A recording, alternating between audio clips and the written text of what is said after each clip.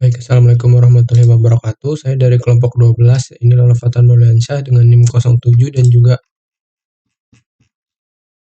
Febrio Basi Isaman dengan NIM 0129 akan mempresentasikan atau menjelaskan rangkuman dari materi di buku Software Evolution dan Maintenance di materi bab 5 yaitu System Information Legacy.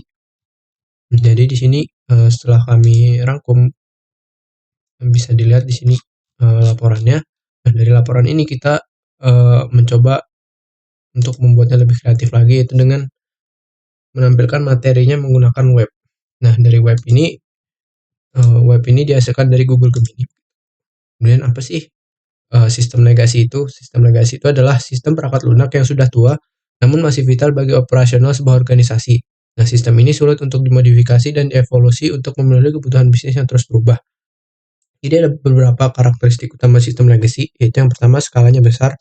Jadi seringkali terjadi dari jutaan baris kode yang kompleks, kemudian usianya tua, biasanya berumur lebih dari 10 tahun. Kemudian ada teknologi yang usang, jadi ditulis dalam bahasa pemrograman atau berjalan di platform yang sudah ketinggalan zaman.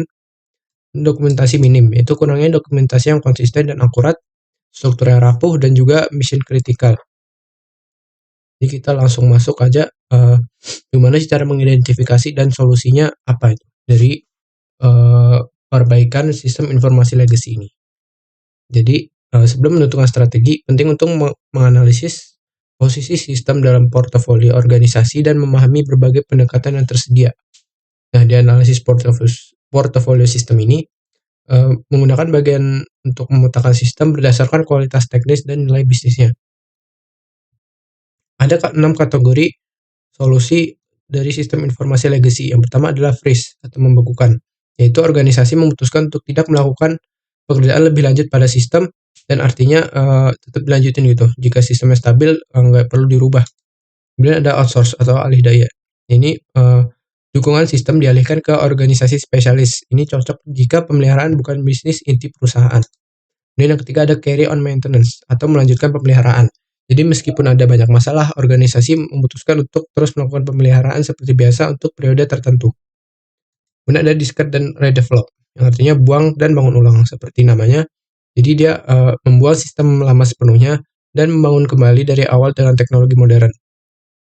Nah, menghilangkan masalah legacy ini juga beresiko tinggi dan juga mahal. Yang yang keenam ada wrap atau bungkus, yaitu dengan membungkus sistem dengan lapisan perangkat lunak baru untuk memberikan antarmuka modern tanpa mengubah kode inti. Solusi perbaikannya lebih cepat. Kemudian terakhir ada migrate atau migrasi, yaitu untuk memindahkan sistem ke platform modern sambil mempertahankan fungsionalitasnya. Solusi jangka panjang yang kompleks namun paling bermanfaat. Kita masuk ke strategi lebih mendalamnya. Nah, dua pendekatan yang aktif paling umum itu adalah wrapping dan juga migrasi dari solusi untuk sistem informasi legacy itu sendiri. Jadi masing-masingnya tuh memiliki metode dan tingkat kompleksitas yang berbeda juga. Di sini dari wrapping, apa itu wrapping? Sudah dijelasin, yaitu sistem legacy itu dibungkus dengan lapisan perangkat lunak baru. Ini menyembunyikan kompleksitas antarmuka lama dan menghadirkannya dalam bentuk modern tanpa mengubah kode sumber inti. Ini adalah cara yang cepat untuk memperpanjang umur sistem. Jadi ada beberapa jenis wrapper atau pembungkus itu, artinya ada database wrappers. Jadi artinya database doang yang diperbaiki atau diberi akses lebih modern. Kemudian ada sistem service wrappers. Jadi dia menyediakan akses custom ke layanan sistemnya. Dan ada application wrappers, yaitu membungkus transaksi online atau prosesi batch. Function wrappers, yaitu menyediakan antarmuka untuk memanggil fungsi spesifik.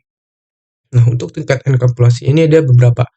Untuk di sini karena kurang jelas, lihat di sini ada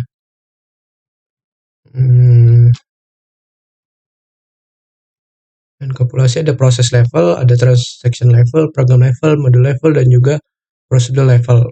Jadi untuk wrapping ini ada tingkat lapisannya itu sendiri. Ini kita masuk ke metode migrasi. Nah, metode migrasi ini ada 7, jadi setiap metode menawarkan pendekatan unik dan risiko manfaatnya sendiri. Di sini ada kauturgi, yaitu merekayasa ulang sistem per komponen yang sudah ada direkayasa ulang, yang sedang dipulihkan, dan yang masih legacy hidup berdampingan dalam satu arsitektur terpadu.